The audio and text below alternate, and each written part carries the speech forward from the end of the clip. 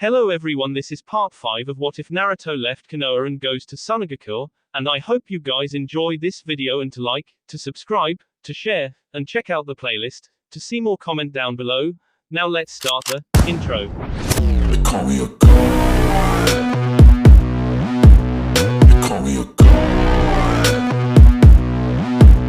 They call me a god. Join my membership, the perks are great. It's in the description. Be sure to like and subscribe, it gives me more motivation. Enjoy. Naruto had begun the day by getting to the academy ahead of the students and watching as they filed in while he stood upside down on the ceiling. Being spontaneous as an instructor was pivotal to his approach. If he did the unexpected, his students would never be bored, always wondering what he was going to do next. With that in mind, he waited and watched as all his students faced the front, waiting for him to come in. Smiling at their willingness to learn, he cut off the chakra to his feet and dropped to the floor. To say the children were surprised to see their teacher fall from the sky was an understatement. NS immediately cracked upwards to see where the hole in the roof was that he had come through. Not finding one, their eyes asked the unspoken question. Naruto chuckled and put his hands behind his back. Well then, good morning class. Good morning Naruto-sensei. Good to see you all. Did you all do your assignment last night? Heads nodded, indicating that most were able to pull it off. Some heads hung in defeat, since they hadn't managed to trick their families. Naruto scowled and clapped his hands. Now, we won't be having any heads hanging in my classroom. You're all beginners, and if you didn't do it the first time, keep trying until you do. I don't ask for anything other than you try. Now then, I'm going to make clones and I want you to show them that you can henge into at least 3 different shapes. If you have any trouble, they will assist you. He quickly made the clones and they began to watch the children. A couple struggled and were straightened out soon enough. The problem was either too much or too little chakra. Once their little problem was stomped out, Naruto clapped his hands and the class faced him again. Okay, we're going for our morning run now. Everyone outside and do 5 laps around the village. The children complied again and ran around the village. They finished their run and stood in a line, some puffing, some huffing, all tired. Naruto led them through their calisthenics and told them to sit. All right kiddy SS. Today, we're going to be doing taijutsu. Now, personally, I have no style. I'm a brawler by nature. I go in and I try to beat the crap out of the other guy. If I get hit, I get hit. But that's me. I'm going to be taking notes on you. I want you all to pick a partner and spar, light contact only. Many of you are from families of ninja and I'm sure you've been shown some form of martial arts. Maybe soon, I can get an assistant that can help with taijutsu forms. We'll worry about that later though. Now, split up. The kids broke into pairs and began to spar, with a Naruto for each couple. This continued until lunchtime, when Naruto went to Gaara's office. It was quickly becoming a habit for the Jinchuriki. With lunchtime over, Naruto motioned for the kids to lie on the floor and try to walk up the wall again. The next day would be covering the hand seals. He'd only shown them how to make the henge, he hadn't shown them the seals and the proper usage of them. He'd rectify that tomorrow. He sighed and looked out over his students. I wonder how Temari is doing. Said Kunoiki had finally arrived in Konoha and was walking to the Hokage's office. Konoha was no longer one of her favorite places. This was a village that had turned its back on one of her most treasured people. Naruto was a savior to the people of Suna. He had done so much for Gaara and had asked for nothing in return. The people of Suna, well most of them, treated him like a hero. Here in Konoha, he was a reminder of the past, a reviled thing no matter what he did. Hell, Gaara had ked people, his own people, in the past and the citizens of Suna mostly forgave him. Temari nodded absent-mindedly to the people as she passed. Her thoughts weren't with Konoha at the moment. A sudden realization made her cringe. She'd have to meet all of Naruto's friends at some point and the only ones she didn't mind were that Hyuga girl and Shikamaru. The thought of the lazy Chunin brought a smirk to her face. To think she used to have a small crush on the lazy ass. She sighed as she came before the door of the Hokage Tower. She wasn't looking forward to this. Tsunade had been worried ever since Naruto left. She'd been so relieved when she received Gaara's note that he had arrived safely, but had yet to hear anything else about her favorite blonde. He'd been gone a little over 2 weeks and she was already tired of her job. She hadn't realized how much the boy made her appreciate what she did. His desire to be in her position made her continue on every day. Without him there to prod her though, she simply didn't have the drive or motivation. Perhaps it was time to pass it on to someone else. She laid her head on her desk and sighed heavily. Maybe she could move to Suna too. Temari opened the door after receiving the okay from Shizune. She had been expecting Suna to be asleep, as she'd found her like that several times. She was not expecting to find a depressed woman sighing into the veneer of her table. Temari coughed into her hand and shut the door behind her. Sunad raised her head off the desk, her vision obscured by a paper stuck to her forehead. She growled and grabbed the offending object, balling it up and throwing it across the room. Temari smiled at her childishness and took a seat. Come now Sunad-sama, did the paperwork really deserve that? Sunad glared at the kunoiki in front of her, trying to melt her head with her stare. She hadn't wanted to be disturbed by anyone and had thought she had told Shizune that. It was then that it dawned on her that Temari could give her an update on Naruto. Her face lit up and she smiled at Temari, slightly frightening the other blonde due to the mood swing. How is Naruto? Is he doing all right? How's Suna taking him? He hasn't done anything stupid, has he? Temari sat there dumbfounded for a moment. She'd known that the Hokage liked Naruto, but to the extent of wanting to talk to him above diplomacy. Who'd have thought? Don't you believe that we should talk about business first, Sunad-sama? Screw business. I want to know how Naruto is doing. I could care less if this village burnt to the ground at the moment. Temari gasped and looked hard at the older woman. Sunad-sama, that is most improper for one of your station. Sunad sighed and leaned back in her chair. Temari, please, just tell me how he's doing. Temari smirked and suppressed a giggle. She couldn't wait to tell the old bat this. We have him teaching at the academy. Silence. Total silence. Silence from Sunad. Silence from an eavesdropping Shizune. Silence from the hidden ANBU in the corner. The only thought going through the three's mind at the moment was, what the hell are you all thinking? You can't put him with children. He'll have them all being perverted within a month. Temari snorted and crossed her legs. Oh please Sunad-sama, you don't believe that. Besides, believe it or not, he's actually an excellent teacher. He's even got the brats working on walking up walls as we speak. The second day he taught 'em all henge. And the lectures he gives, if I'd had him as a teacher, I'd have wanted to go to school every day. Sunad sat back, thoroughly confused. Lectures. Naruto. No way in hell. He's way too impatient to talk about any subject for too long. It's true. In fact, he's really passionate about things. He burned all the class history books the first day. Said if they wanted to learn about history, do it on their own time. He'd be teaching them how to be ninja. His first lecture was on emotions and the use of them in battle and life. Sunad sat there, a disbelieving look on her face. Finally, after many stone-faced moments, she called for Shizune. The brunette peeked in cautiously and asked what she wanted. I want you to gather all Naruto's friends, the council, and the Junin senseis. If this is true, then they have to hear this. Besides, this way Temari won't have to repeat it a billion times. Temari smiled at the older woman's deviousness. This wasn't for Temari's benefit, it was for Sunad's. This was her way of rubbing it in their faces that they had made a damn fine man an outcast amongst his peers and had driven him away from his home village to a place where he was appreciated. To a village where the children looked up to and respected him. He'd been in Suna less than 2 weeks and already was becoming quite the talk-about subject. Almost immediately, Jiraiya had appeared. If something was said about his apprentice, then by God, he was going to hear it. Temari watched as they all filed in, the young, the old, the teachers, the detractors, and the friends. They all lined against the wall and suddenly, she felt vulnerable. She was about to talk about a boy that she only knew in passing before and as a friend and housemate now. In truth, she knew very little about the mystery that was Uzumaki Naruto, but she wanted to know. Oh, how she wanted to know. She smiled inside her mind. Now, she'd have all the time in the world. She faced the Hokage when the older woman coughed into her hand. Now then Temari, let's begin again. What is Naruto's capacity in Suna? This ought to be good for a few laughs. Thought Sunad. Naruto's capacity is that of a Chunin school teacher.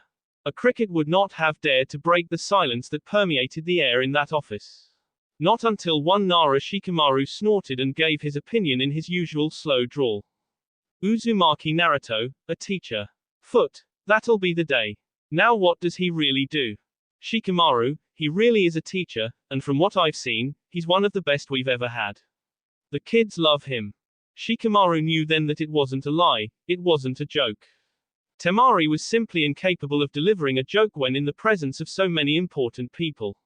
She was all business, although her eyes held a mirthful glint, like she was enjoying this. So troublesome. Now that we have that out of the way. Temari, continue with your analysis. Thank you, Hokage-sama. Naruto is coming along nicely from what I've seen. The people of Suna have taken to him very well and so have his students. He gave them a lecture the first day about the dangers of being a ninja and gave them a chance to wait for another teacher. All of the students were back the next day. He's currently teaching them the basic ninja techniques and advanced chakra control. Sakura spoke up when chakra control was mentioned. That wasn't Naruto's strong suit. What do you mean by advanced? How old are his students? He's teaching them to walk up walls. And they're 8. He has a beginning class. This caused a slight uproar among those present, particularly the council. How could the people of Suna let that boy teach their children? He wasn't fit to do anything but missions. Even his friends seemed to doubt his abilities. Temari and Tsunade were fast becoming sick of it. Enough. Quiet down, all of you. Continued Temari. Naruto is a teacher and he's a damn fine one. I believe that his crop of genin will be some of the best to ever come out of the academy. His teaching style is just as unorthodox as he is and he has the full support of my brother. But enough about his job. You're all here to find out how he is doing as a citizen, no doubt. Naruto currently lives in my family's compound with me and Kankuro. He's trying to find a plot of land though, to build a house for himself. The guy currently is the resident cook for me and my brothers.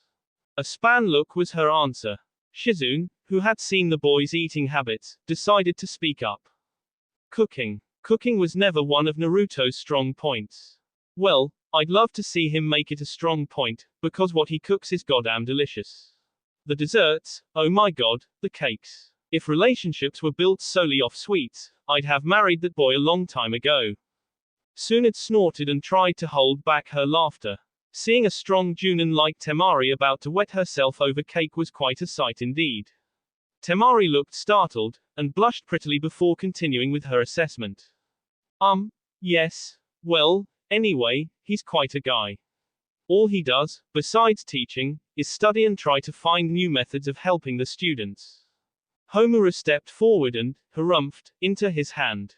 Tsunade still hadn't forgiven the old fart for running her Naruto off. If it weren't for him and the rest of the council, her favorite blonde would still be causing mischief in Konoha instead of teaching brats in Suna. Hell, he could have done that here. Tell me, Temari-san, what is your opinion of Uzumaki Naruto? A personal opinion, not a professional one. Temari sat and thought for a moment. As stated before, she didn't know much of Naruto, except that he was strong, kind, and was her brother's best friend. But she would get to know him better. She turned and flashed the group behind her a grin. I just know he's Naruto. I'll tell you more after my date with him. Several of the kunoichi in the room nearly cried out in protest. The guys all sat in disbelief, Shikamaru chief among them. Tsunade and Jiraiya seemed to get the most satisfaction out of the situation. Kakashi had a discernible look on his face, but from the mask or complete apathy, Temari couldn't tell. Hinata looked as if she was about to cry and Sakura looked, despondent and slightly angry.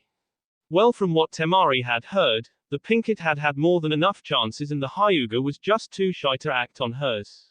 Too bad for them. Their loss, her gain. I think that is all I will tell you of Naruto for the time being. There is no need to tell you anything else other than he seems to be flourishing in Suna. That's all. Tsunade, seeing that she would get nothing else out of the girl in front of the crowd, dismissed them with a wave of her hand. Many left grumbling, dissatisfied with the explanation they had been given. Hinata approached Temari before she left and bowed to the blonde. Please take care of Naruto-kun. He deserves to be happy. She left without a look back, leaving a stunned Tsunade and Temari. The girl never showed initiative in anything, so that show of concern for Naruto, in public no less, was something new. Still, it was refreshing to Temari to see that some were actually concerned about her housemate and weren't indifferent or outright hostile. She turned back to the Hokage with a smile on her face. Do you think my answers were satisfactory for them? Not in the least. Now, you're going to tell Jiraiya and me what he's actually been up to. I know that was the abridged version. Temari spent the rest of the evening telling the two Sannin what the younger counterpart was up to. They laughed at her stories about mealtime at the compound and silently praised Naruto for trying to make ninja instead of genin. Tsunade was not happy about his desire to pass on his Kage Bunshin, but didn't think he would in the end anyway. Academy students simply didn't have the chakra capacity for the jutsu. Jiraiya was quite proud of his student and made a point in his mind to visit him soon to see the fledgling teacher for himself. That would be a hell of a sight, Naruto preaching about ninja code and jutsus to a bunch of starry-eyed brats. He snickered under his breath, making the two blondes face him, wondering what the hell he was laughing about. He waved his hand dismissively. I was just imagining Naruto as a teacher. It still makes me laugh since he wasn't exactly a model academy student. Tsunade chuckled as well, but Temari frowned. Didn't these people have any faith in Naruto? Seriously, he wasn't a bad teacher. Don't laugh at him. He's actually a really good teacher and the kids respect him, which doesn't happen often in academies. Jiraiya raised an eyebrow and smirked at the girl. Oh, getting mighty defensive of my student aren't you? I happen to know that he's a moron, and as for your motion that he can cook, I sure as hell never saw it during our training TS. Now Jiraiya did not get to where he is by being stupid. He's quite devious and not above pushing buttons to get information. And Temari made such an easy target. He is not stupid, and for your information, he's a wonderful cook, much better than my brothers or me. His cakes are so good I ate one by myself and had a tummy ache for the rest of. She trailed off at the end and glared at the two older people, one who was guffawing without shame, the other who was biting her lip, trying not to laugh at the poor girl. Tsunade was able to rein in her laughter, just barely, when Temari huffed and crossed her arms like a child. Now, Temari, don't pout. We were just teasing you. Although, it seems you've fallen prey to Naruto's natural charms. Natural charms. Tsunade smirked and folded her hands in front of her face. Why, yes, it's the same reason Hinata found him irresistible for years. He just has a way with people when you actually get to know him. If you look beyond his bubbly exterior and see that he's actually an insecure individual who just wants to be loved, it makes knowing him all the more fulfilling, because you're helping him just by being there. Temari sat and pondered on that. It was true that the more time she spent with Naruto, the more he opened up to her. But that was everybody in general. She seed an eyebrow in surprise when the two older ninja in front of her got serious all of a sudden. As far as your date with Naruto, let me make it clear that if you intend to harm him in any way or get his hopes up and then dash them like glass on rocks, we will personally end you. Do you understand? Temari nodded dumbly. Bit overprotective, aren't you? Not in the least. That boy is my godchild, and even though I'm not the best parental figure, I still try to look after him. Jiraiya gave her a perverted leer and Temari was immediately wary. Although I must say, the boy has impeccable taste.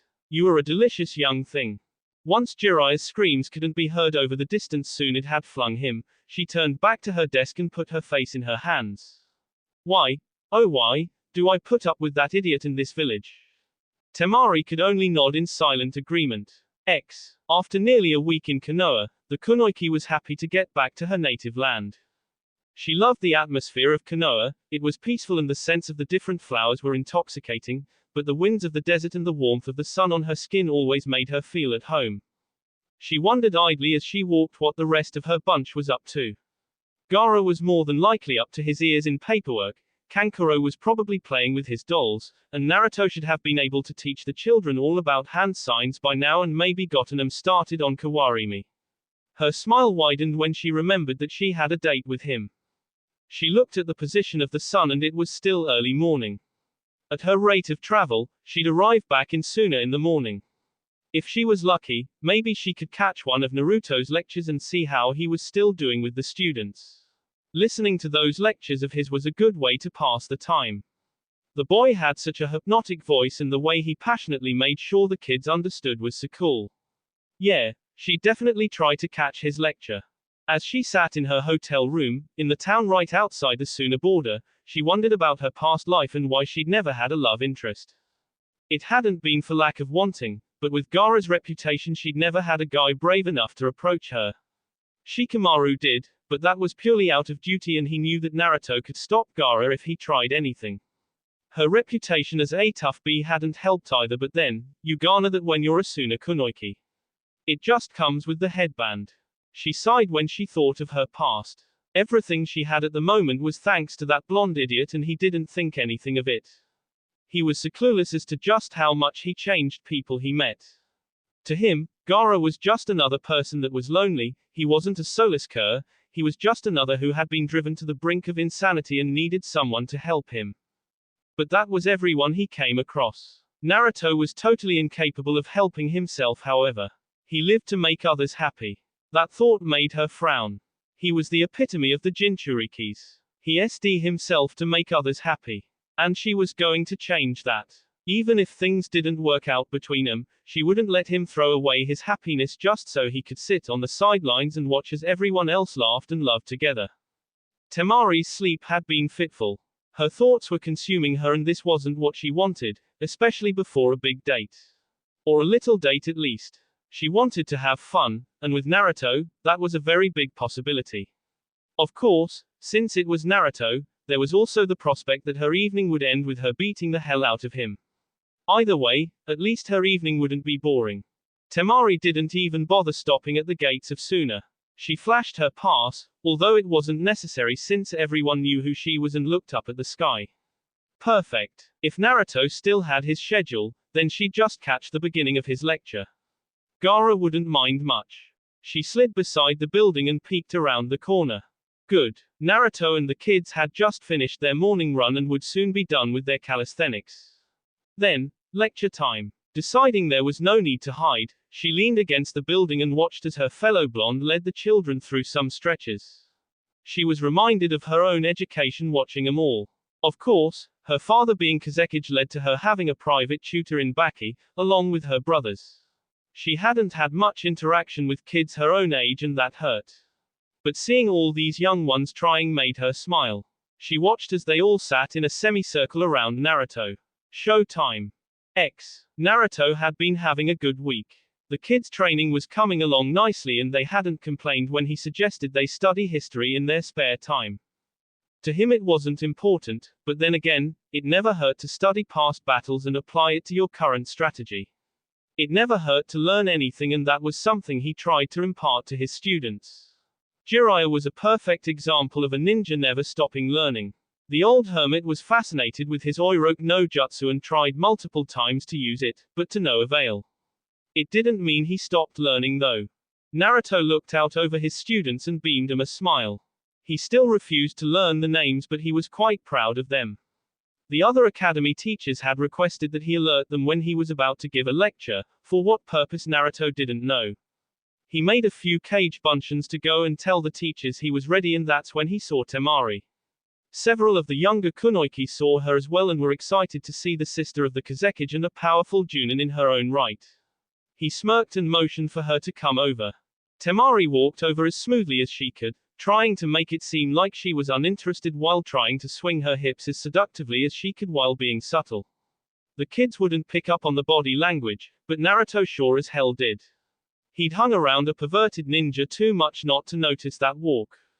He didn't let it faze him too long though and he smiled at his housemate. Hello Temari. Come to see the crop of students. Actually I've come to listen to one of your infamous lectures. They've gained quite a reputation and I want to hear at least one. Okay. I didn't know they were that popular. I have to wait for the other teachers though. They wanted me for something. Hang around and I'll take you to lunch. Many of the students began to catcall at his offer and were immediately shushed by a stern glare from their teacher. Temari blushed slightly at the insinuation but caught herself enough to offer her own glare at the kids and walk back to her position at the wall, muttering about stupid brats. Naruto wasn't sure if that was aimed at his students or at him. After a few more minutes, The other teachers all came out with their students and sat behind Naruto's own. Temari quirked an eyebrow at the audience he had. Surely, his lectures weren't that great. They were good, but to empty the school just to listen to one. That was unheard of. She watched with slight trepidation as Urameshi Kari approached Naruto with a smile. We're ready when you are, Naruto-san. Naruto looked at her perplexed. He truly didn't know what was going on.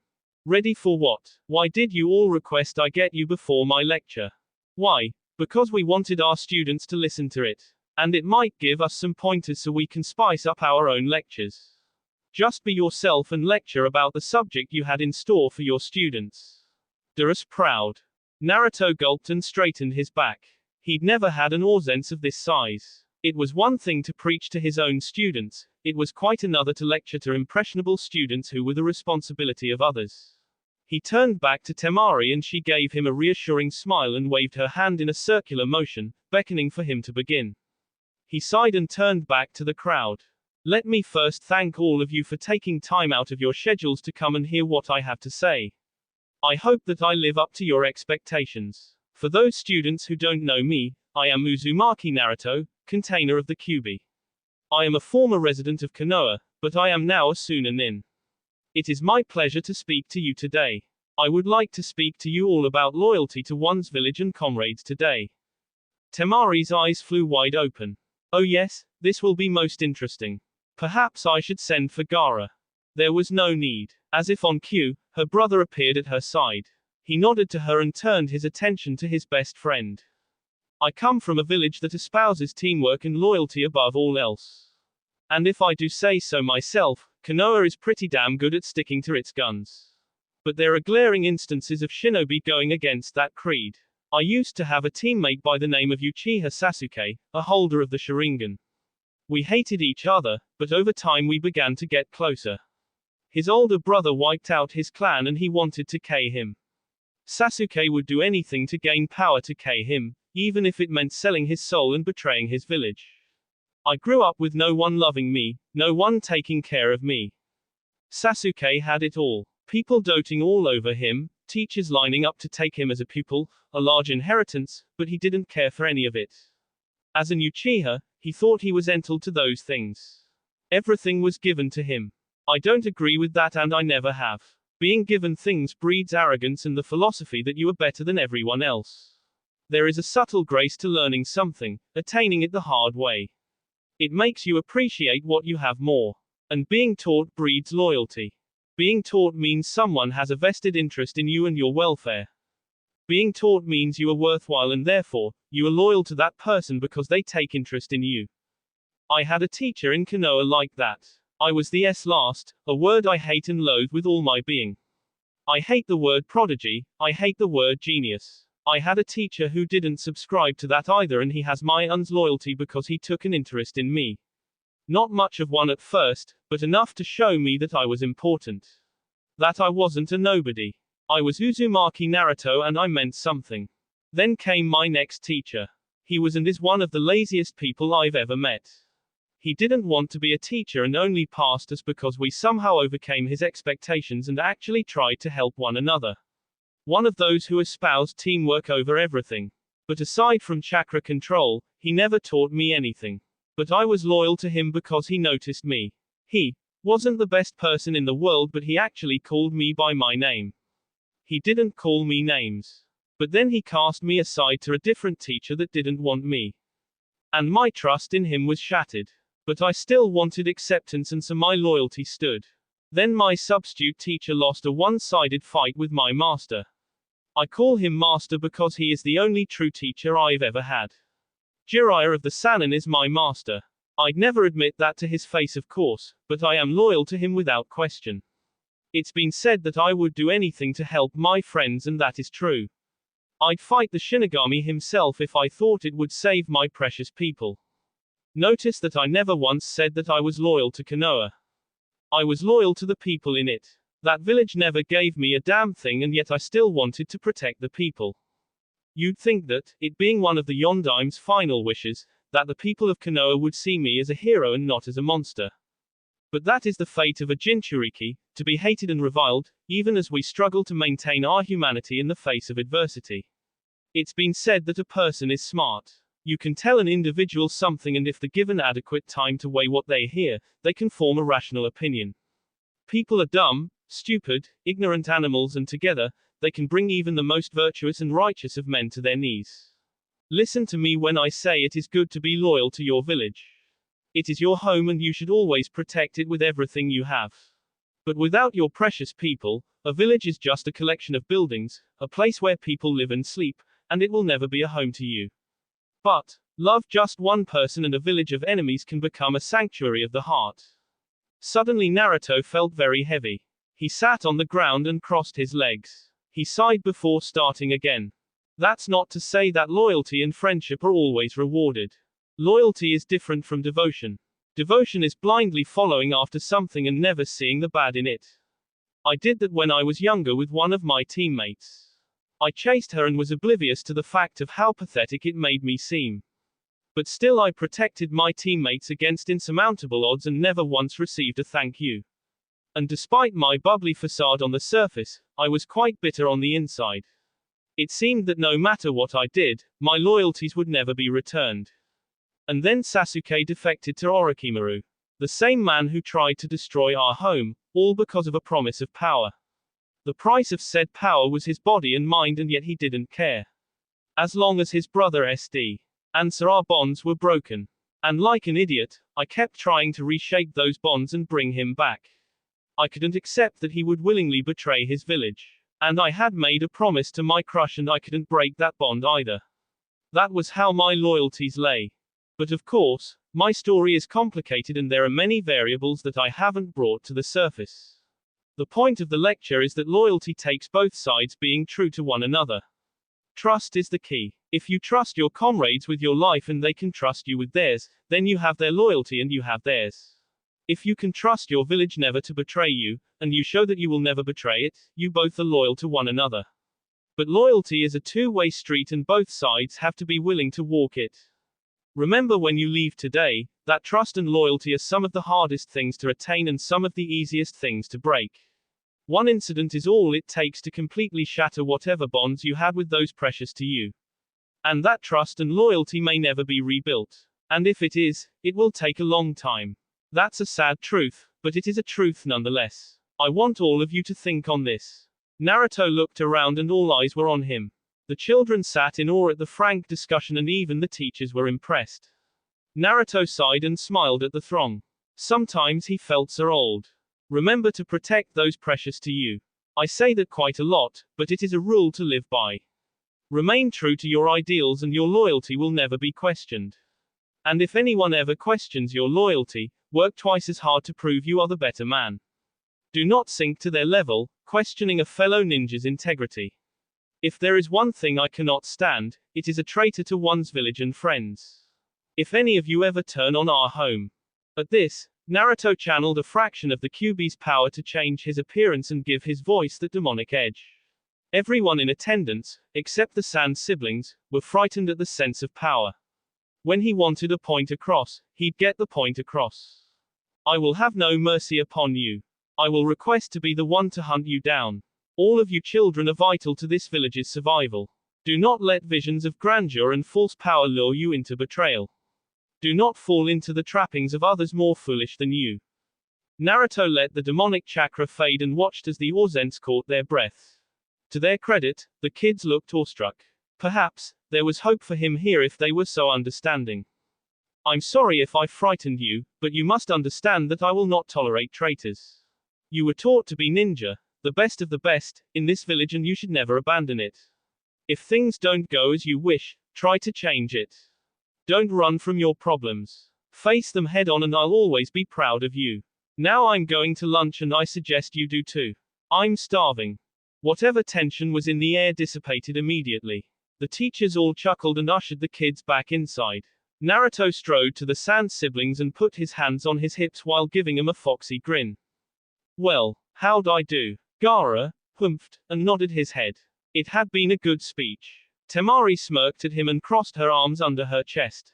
Was the demonic chakra necessary? Some of them might have pissed the pants. They need to understand the dangers of running off and betraying the village. If someone had threatened Sasuke like that, I don't think he ever would have left. Gaara sighed and shook his head. In any event, you two come to my office and we'll have lunch before you return to your class, Naruto. Temari, you have to give me your report anyway. Gaara shunshined away, leaving the two blondes. Temari threw an arm around Naruto's neck and grinned. And after class, you and I have to discuss the particulars of our date. I hope you've been saving up while I've been gone. I have expensive tastes. She too disappeared. Naruto stood blinking for a moment before sighing. Why did I ever agree to that? There was no answer as he shunshined away. But the wind seemed to carry a lilting laughter on it at the Jinchuriki's plight. That will be all for this video. Be sure to like, subscribe, share, and comment down below for more videos. Goodbye.